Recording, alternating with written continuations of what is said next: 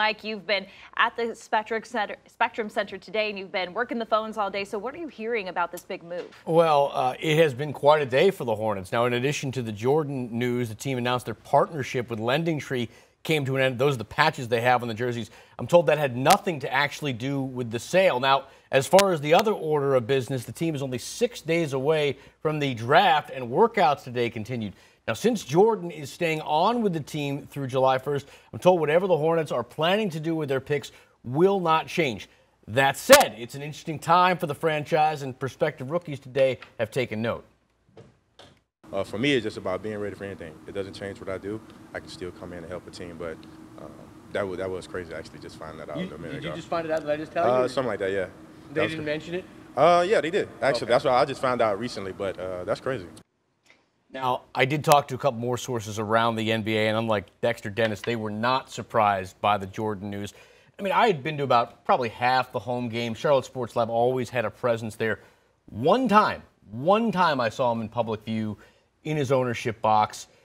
He had other interests. I mean, he's got racing, golf. He's got two twin daughters that are growing up. He's in Florida all the time. He likes to fish. I mean, let's face it, the guy is 60 years old. I mean, he's moving on to a different phase of his life. His visibility at a Hornets game started getting less and less. Absolutely. Over the I years. mean, this no year question only about one that. time. He started in the owner's box, moved down to the courtside seats, and he never wanted to be the focus, and that's probably one of the reasons why he stayed away. But that's hard to do. Anytime Michael Jordan walks in a room, everyone's looking up and saying that. It's the end of the era. Everyone associated him with the team. Our two new majority owners coming in, what do we know? We do know that they have some basketball background in the NBA. I mean, based on the fan reaction, this is a good thing. I mean, everybody, and I'm sure as you'll get to in a second, some of Jordan's tenures during his time were not good. They had the 5th worst win percentage since he took over in 2010. Sometimes a breath of fresh air is needed, and I think people are excited about what is going to come with this team. All right, Mike, thank you. Players ever. Michael Jordan, as an owner, left a lot to be desired. Mike Lissette of Charlotte Sports Live is here to talk about his legacy here in Charlotte. We heard someone who Taylor interviewed talking about, how successful he was as a player, but maybe not so much as an owner. Yeah, and to be clear, when talking about Michael Jordan as the GOAT, they're talking about him as a player and not an owner. Business-wise, he made out very well, as we talked about the $2 billion from the sale. But as far as wins, he did leave a lot to be desired. Since Jordan took control of the team as a majority of owner, they've had the 5th worst win percentage in the NBA. They've also never won a playoff series in 3 attempts, only 3 wins during that period, and they never finished higher than 6th in the Eastern Conference. Now, as Taylor just alluded to, that Jordan will stay on with the team in the majority fashion until July 1st. So the team's draft plans should not change, and that's also the case for prospective rookies. It doesn't hurt me, no, it doesn't help me. So for me, that's on Michael Jordan, and that's something he wanted to do, and best of luck to him. But for me, my approach to every workout and every scout, in front of every coach doesn't change. A draft, of course, coming up in 6 days. Hornets with 5 picks, including the number 2 selection. As for Jordan, a lot of the sources I've spoken to says over the years his interest in the team kind of diminished. He's got now several outside prospects, NASCAR, he likes to fish, his shoe company, obviously, and then, of course, he's got 2 kids that are twins, and I'm sure he wants to be around them as well. Yeah, family priorities. He's got a lot going on for sure. I want to circle back around to the coach versus the player thing, because I'd like to hear from you why you think he was more successful as a player and just couldn't quite capitalize on that as an owner. Well, it's interesting when you look at Jordan.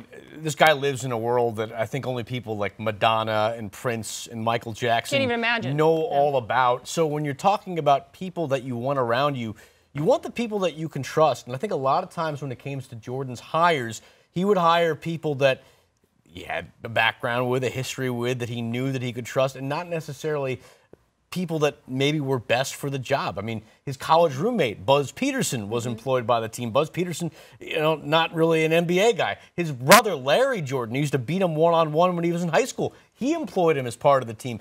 I'm not sure if those are the best fits for the job. Yeah, tough to hire. Yeah. Mike Lissette, thanks so much. Queen City News will continue to stay on top of this. Charlotte Sports Live's Mike Lissette right now. Mike, you've been covering Michael Jordan since way back in the 80s when he came in there. Are people Not that old. I mean, I haven't been covering him, but I've been looking at him as a fan and I'm covering a pretty good-looking 70-year-old. Let me tell you right now. Well, I've been covering him too, that long as well. But let's talk a little bit about not so much the player. Will he be remembered as an owner, you think, more than a player, or is it pretty much the player? Well, first of all, let's talk about the good. He is, after all, the guy that brought the Hornets name back to Charlotte. Remember on the relaunch of the team here in Charlotte, they were called the Bobcats. Jordan was able to get that back from New Orleans. He also signed a lease that kept the team here to 2045. So that's key. A lot of people are going to ask that question, does this mean the team is moving? At the moment, no. Now, that was really just a couple of the few highlights he had during his 13 full seasons here. They had the 5th worst win percentage during that time. They never made the playoffs, and they finished no better than 6th in the East. They also had 5 different coaches during the Jordan era, including 2 different tenures from Steve Clifford. 3 trips to the playoffs. They had won only 3 games. Michael Jordan, the player, is the GOAT. Michael Jordan, the owner, is not.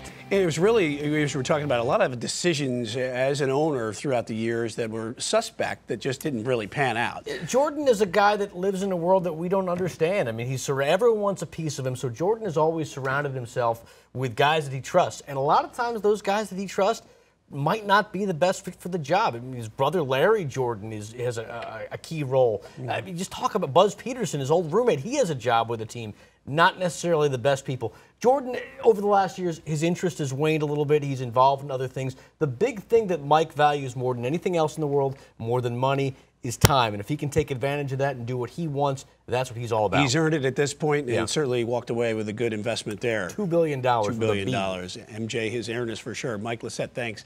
Absolutely. Probably the biggest moment of his tenure came last summer when he helped sign a lease that basically kept the Hornets in Charlotte until 2045. Outside of that, though, there were a lot of low points that had many fans scratching their heads about the direction of the team. Jordan. Chicago with the lead! To be clear, when they talk about Michael Jordan as the GOAT, they're not talking about him as an owner. And that'll do it! Jordan's tenure with the franchise began in 2006, when he became a minority owner. He then took firm control in 2010, becoming the only black majority owner in the NBA. It's truly amazing. It tells the path in terms of what that I've taken. Curry with a steal and a foot race with Kid Gilchrist. But the MJ era left a lot to be desired, as the team never finished better than 6th in the East. Oh, he hit it. The franchise went through 5 head coaches, including 2 separate stints from Steve Clifford.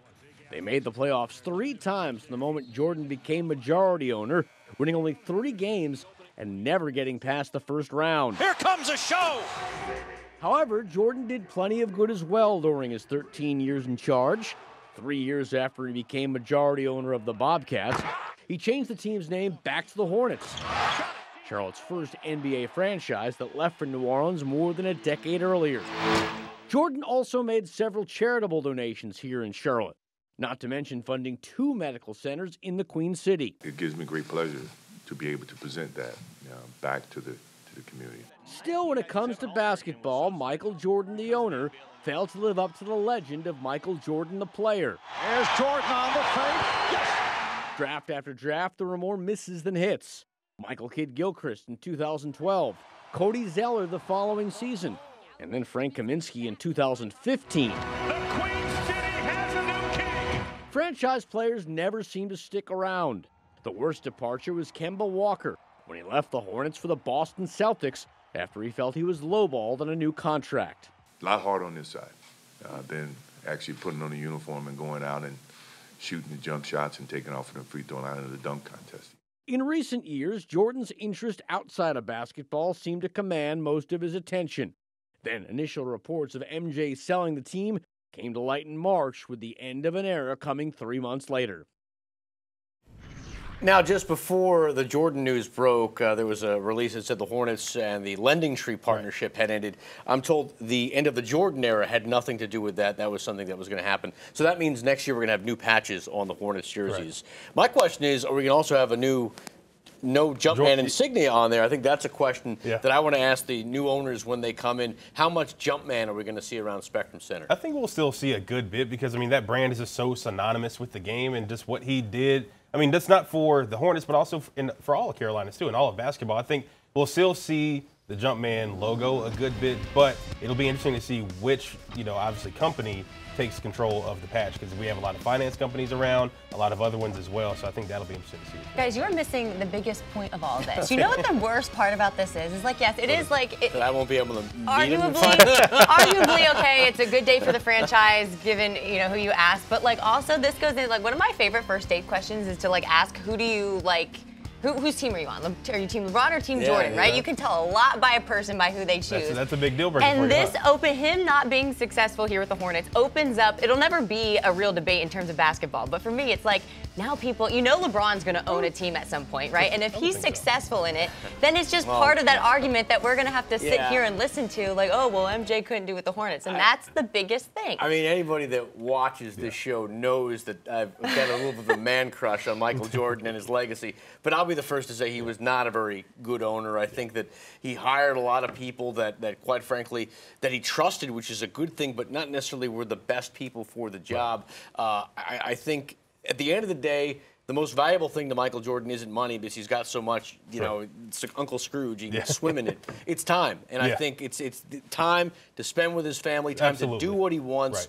And he don't want to be tied up here. He wants to be in Florida. And he has so many other ventures, too. I mean, having 23-11 and so many other things, still getting so much money from Jordan. As you mentioned, just turned 60, wants to spend a lot of that time with his family. So I think it was the right time to make this move in his career. And it's not like he lost any money on it. We'll get to that in a bit. So that's what we think. But what do the fans think of this monumental decision?